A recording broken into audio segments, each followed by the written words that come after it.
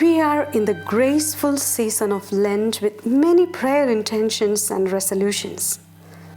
During this time of the year, we are encouraged into a mode of reflecting on the passion and death of Jesus, and thus to become aware and experience the unconditional love God has for each one of us. The very thought of Lent brings to our mind the concepts of fasting, prayer, and abstinence. Why do we Christians fast? Can fasting or abstaining from something that is good lead us to heaven? The answer is yes and no. Fasting and abstinence are not the aim or the end, but they are tools that make us closer to God. Fasting and abstinence are different in various cultures.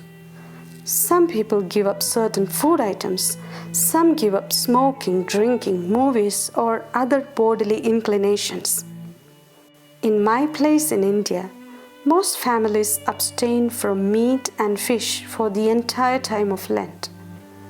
I've heard mothers worrying about the menu as meat and fish are very much part of our daily food today. I have even heard people saying you can cook this vegetable just like meat and it tastes the same. You can make fish fry without fish or meat roast without meat. Why are we giving up something and cater to that desire with an alternative that would taste the same or feel the same? The question of supplementing the required nutrients is comprehensible. But why do we want to have the same satisfaction of having it if we have given it up with love? I have also seen that on the evening of Holy Saturday onwards, our tables are filled with all kinds of everything that we gave up during the Lent. I give up something so that I can have double the measure of it later. We live in an age when life is centered on immediate gratification and consumerism. We see and hear the slogans such as "for pleasure seekers," "live the pleasure," etc. It's all about pleasure. The pleasure that we get from material things are momentary. Sometimes I see a packet of chocolate sitting on the table and I can go past it without touching it for days. But once I open it, I cannot stop eating it.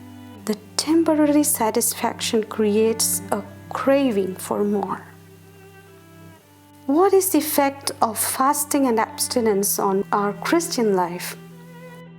If carried out genuinely, they are powerful tools to make us desire for God. Through it, we become more attuned to the desires of the heart and the soul than to the desires of the body. At least for these 40 days, we concentrate on our spiritual hunger and find satisfaction in God. Is it because body is bad? Of course not. Body is the temple of God and it's beautiful. But self-denial makes us stronger, whether it is to food, possessions, or power. To have control over my body and my cravings means to let God work in me. Lent is an invitation to remember that it is important for me to say no to myself and to know that I have the grace to do so. Our fasting is not for God or the church, rather it is for ourselves. So self-denial is the point of Lent. That is what Adam and Eve failed to do, and that is what Jesus did throughout his life, passion, and death. It is not an end in itself, but it is the way, and it teaches us to depend on God. When self-denial is fortified with the Word of God and combined with prayer, compassion, and works of charity, our Easter becomes real.